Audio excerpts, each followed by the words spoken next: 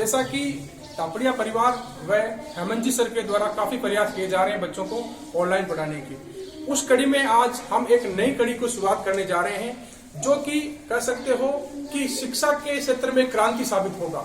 हम स्कूली शिक्षा के साथ आज एक नए युग की शुरुआत करने जा रहे हैं जिसके तहत हम कंपटीशन की तैयारी यानी प्रतियोगी परीक्षाओं की तैयारी के लिए जो बच्चे रिट, पटवार, बीएड या बाकी एग्जाम राजस्थान पुलिस वगैरह की तैयारी कर रहे हैं, उनके लिए मैं और मेरी टीम एक कड़ी के रूप में कार्य करते हुए आपके लिए डेली बेसिस पे नित्य आपके लिए एक नया वीडियो लेकर आएंगे जिसके तहत आपका सामान्य ज्ञान, आपकी सामान्य साइंस, जितने भी टॉपिक होंगे आपके अच्छे से क्लियर होंगे। आपको अब कोचिंगों में जाने की आवश्यकता नहीं है, आप फ्री बैठकर हमारे YouTube चैनल के माध्यम से अच्छी शिक्षा ग्रहण करेंगे, इसका मेरा आपसे वादा रहेगा। तो दोस्तों, ये हमारा चैनल है, इसको आप सब्सक्राइब कर लें, लाइक कर लें और बेल नोटिफिकेशन को ऑन कर लें जिसके द्वारा आपको वीडियो अपलोड होते ही आपको नोटिफिकेशन प्राप्त होंगे। तो दोस्तों, मैं आज शुरुआत करूंगा सिंपल टॉपिक से शुरू करूंगा जो कि एक कॉमन टॉपिक है सभी प्रतियोगी परीक्षाओं में, जिसको काफी बार रोचकता के साथ प्रस्तुत किया जाता है, पूछा भी जाता है। तो आज भी बताऊंगा भारत में अंग्रेजों का प्रवेश।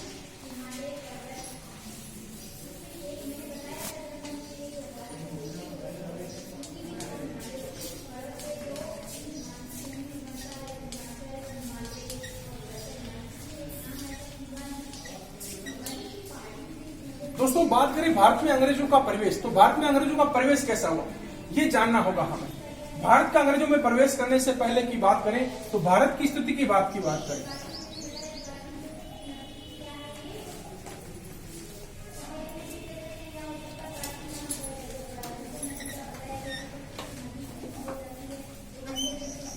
तो भारत की स्थिति होती थी वो इस प्रकार से होती थी, जिसे हम क्या कहते थे, भारतवर्ष कहते थे। क्या कहते थे? भारतवर्ष। क्या कहते थे? भारतवर्ष। अंग्रेजों से पहले की बात बता रहा हूं मैं, अंग्रेजों से पहले की बात, यानी ये पाकिस्तान, आपका अफगानिस्तान, आपके म्यांमार, बांग्लादेश, ये भारत के हिस्से थे। नेपाल वगैरह सारे किसके हिस्से थे? भारत के हिस्से थे। फिर धीरे धीरे इन टुकड़ों का अलग होना शुरू हुआ। किस कारण हुआ वो परिस्थितियां हम बाद में डिस्कस करेंगे। भारतवर्ष बात करें, भारतवर्ष की बात करें यानी 1600 ईस्वी से पहले की बात करें, जब अंग्रेजों का प्रवेश नहीं था भारत में। अगर बात करें भारत की खोज की तो शुरुआत किसने की थी? यानी भारत की खोज नहीं कर सकते, वो गलत होगा वर्ड। भारत तो पहले से उपस्थित था, लेकिन किसी विदेशी का प्रवेश होता है भारत। भारत की खोज नहीं कहेंगे, इसे हम क्या कहेंगे कि किसी विदेशी का भारत में पहला प्रवेश। सबसे पहला प्रवेश किया था पुर्तगालियों ने। किसने किया था? पुर्तगालियों ने। किसने किया था? पुर्तगालियों ने। पुर्तगालियों में कौन था? Vasco da Gama. कौन था? Vasco da Gama. उसके बाद ये यूरोप कंट्री से आया था। कहां से आया था? यूरोप कंट्री से। यानी आपके जो यूरोप महाद्वीप है, 7 महाद्वीप आप कैलकुलेशन करते हैं, आप यूरोप उसके अंदर है। कौन सा? यूरोप। यूरोप में से कौन आए? पुर्तगाली आए। कौन आए? पुर्तगाली। किसके लिए आए? क्यों आकर्षित हुए भारत में? भारत में अपार धन संपदा के कारण। किसके कारण? अपार धन संपदा के कारण। किसके कारण हुए थे? अपार धन संपदा। यानी इन्होंने देखा कि भारत के अंदर क्या मौजूद है? अपार धन संपदा मौजूद है। यानी भारत ही एक ऐसा देश था विश्व में, कह सकते हो धन धान्य से संपूर्ण या भरपूर इसके अंदर धन धान्य था। अब पुर्तगालियों का भारत में प्रवेश हुआ। पुर्तगालियों के बाद कौन कौन आए थे? फ्रांसीसी आए थे। कौन आए थे? फ्रांसीसी आए थे। पुर्तगाली, फ्रांसीसी, फिर कह सकते हो आपके डची। कौन आए थे? डची आए थे। कौन आए थे? फ्रांसीसी आए थे, पुर्तगाली आए थे, डची आए थे, अंग्रेज आए थे। कौन आए थे? अंग्रेज। चर्चा हम करेंगे अंग्रेजों की भी, इनकी चर्चा भी करेंगे, लेकिन इनकी शॉर्ट में हम क्या पढ़ेंगे? अंग्रेजों का प्रवेश। ये 3 या 4 प्रकार की यूरोपीय जातियां हैं। कौन सी जातियां हैं? यूरोपीय। सारी की सारी कौन सी है? यूरोपीय जाति है। कौन सी है?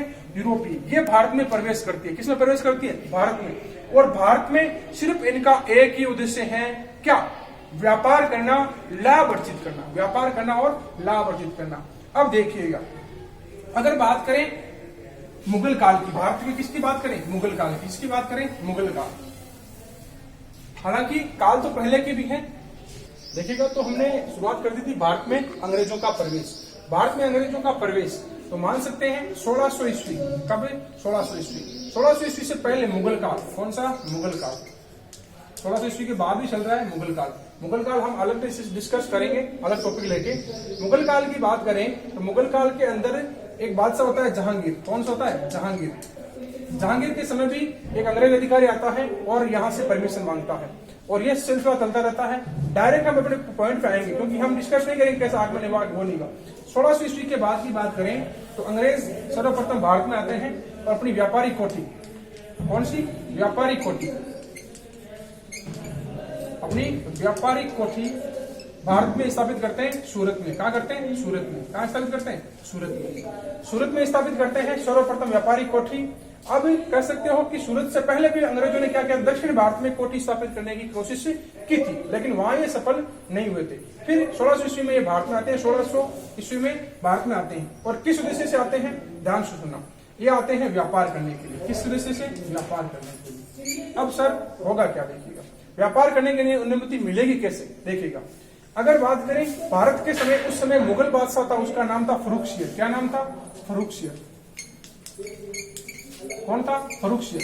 एक मुगल बादशाह है फर्रुखशियर। फर्रुखशियर से क्या होगा, इतिहास में कहा जाता है कि फर्रुखशियर एक, इसको उपाधि दी गई है लंपट बादशाह। कौन सी बादशाह? लंपट बादशाह।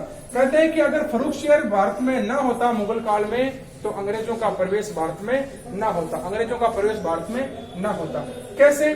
कहते हैं कि फर्रुखशियर को एक बार क्या हुआ था कि एक बीमारी हो गई थी। क्या हो गई थी? बीमारी, ऐसा बीमारी हो गई थी जिसके कारण भारत के जितने भी चिकित्सक थे या वैद्य थे, उनसे इनका इलाज नहीं हुआ था। एक अंग्रेज अधिकारी क्या था, वो भारत में आता है और अंग्रेज अधिकारी, वो चिकित्सक है, वो क्या कर देता है, फर्रुखशियर का इलाज कर देता है।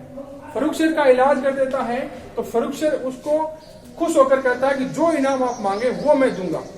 लेकिन ये अंग्रेज अधिकारी क्या था, अपनी जाति के प्रति वफादार था। जाति, अंग्रेज रख रहे हैं हमसे, अंग्रेज जाति के प्रति वफादार था। किसके प्रति? अंग्रेज जाति के प्रति। तो ये क्या करता है, बदले में अपने लिए कुछ नहीं मांगता। ये कहता है कि हम भारत में आते हैं, किसमें आते हैं? भारत में, तो हमें अनेक प्रकार के कर चुकाने पड़ते हैं, चुंगी कर चुकाने पड़ते हैं। क्या चुकाने पड़ते हैं? चुंगी कर, जिससे व्यापार करना कठिन है। कैसे? देखिएगा, मान लीजिएगा ये अंग्रेज हैं, क्या है? अंग्रेज हैं, ये भारत में प्रवेश करेंगे। क्या प्रवेश करेंगे? भारत में। तो इनको क्या करना पड़ेगा, उत्पाद लेकर आने में, या मान लीजिएगा उत्पाद को बेचने में, या मान लो कि इनका उत्पाद यहाँ पर 100 रुपए का, कितने रुपए का? 100 रुपए का। तो यहाँ पर इनका टैक्स लगा 10 रुपए का, कितने रुपए का? कर लगा 10 रुपए का। तो ये प्रोडक्ट कितने का? 110 रुपए का। कितने रुपए का? 110 रुपए का। अब ये महंगा पड़ गया, लेकिन भारत का प्रोडक्ट कितने का? भारत में उत्पादित हो रहा है, कितने का हो रहा है? 100 का। तो ज्यादा प्रोडक्ट किसका बिकेगा? भारत का। लेकिन अंग्रेजों का नहीं बिक पा रहा, क्योंकि 110 का है। भारत वाले उसको 105 में भी बेच सकते हैं, भारत वाले कितने में बेच सकते हैं? 105 में भी। लेकिन अंग्रेज नहीं बेच सकते, क्योंकि उनको लागत कितनी आ रही है? 110 रुपए। और आए भी किस उद्देश्य से? व्यापार करने के लिए। लेकिन बड़ी प्रॉब्लम क्या आ रही है, ये कर आ रहा है। कौन सा कर? तो 10 रुपए का चुंगी लग रही है। तो फर्रुखशियर जब दरबार में होता है, इसका इलाज कर देता है ये अंग्रेजी चिकित्सक। तो क्या होता है कि वो क्या मानता है कि हमें कर में छूट दे दी जाए। किसमें छूट दे दी जाए? कर में। अपने लिए कुछ नहीं मांगता है, कर में छूट मांगता है। तो फर्रुखशियर क्या करता है, फर्रुखशियर एक पत्र जारी कर देता है, जिसे हम कहते हैं दस्तक पत्र। क्या कहते हैं? दस्तक पत्र। क्या जारी करता है? दस्तक पत्र। ये दस्तक पत्र जारी कर देता है। इसके द्वारा क्या होगा कि अंग्रेजों को इस करों में क्या हो जाएगी? छूट मिल जाएगी। वहीं से कहते हैं कि रास्ता साफ होता है अंग्रेजों का भारत में आने का, भारत में आने का। मैं आपको आज इस वीडियो में सिर्फ सिंपल भाषा में अंग्रेजों की स्थापना कैसे हुई, क्या हुई, वो जिक्र कर रहा हूँ। पूरा लेंथ सिलेबस हम लेके चलेंगे जल्द ही, लेकिन ये सिर्फ एक परिचय क्लास बता रहा हूँ, इंट्रोडक्शन। ठीक है, अब देखिएगा। अब बात करें भारत ने आने के बाद अंग्रेज आ गए हैं बंगाल में। कहाँ आ गए? बंगाल में। बंगाल में इन्होंने अपने साम्राज्य की स्थापना शुरू कर देती है, कर देते हैं ये लोग। अब बंगाल के अंदर क्या होगा, उस समय वहां का शासक होगा कौन? सिराजुद्दौला। कौन होगा?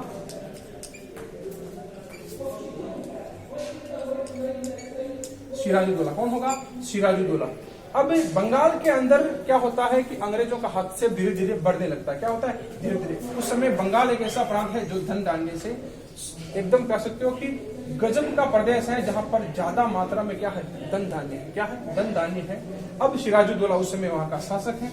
कौन? सिराजुद्दौला। अब बंगाल के कारण क्या होता है कि सिराजुद्दौला के पास एक अंग्रेज अधिकारी ऑफर लेके जाता है कि आप क्या कर ले? अधीनता स्वीकार कर ले। लेकिन सिराजुद्दौला अधीनता स्वीकार नहीं करता है और एक युद्ध का अंजाम होता है। किसका? युद्ध। कौन सा युद्ध होगा आपको पता है? सिराजुद्दौला को अंग्रेज कई बार कोशिश करते हैं कि सिराजुद्दौला को अपने वश में किया जाए या सिराजुद्दौला को किसी प्रकार कंट्रोल किया जाए, लेकिन नहीं हो पाता है और एक युद्ध का जन्म होता है जिसको हम कहते हैं प्लासी का युद्ध। कौन सा युद्ध? प्लासी का। कौन सा युद्ध? प्लासी का युद्ध। कब होता है सर? 1757। कब होता है? 1757। कब होता है? 1757। किस किस के मध्य? सिराजुद्दौला। कौन? सिराजुद्दौला वर्सेज अंग्रेजों। किसके मध्य? अंग्रेजों। यहाँ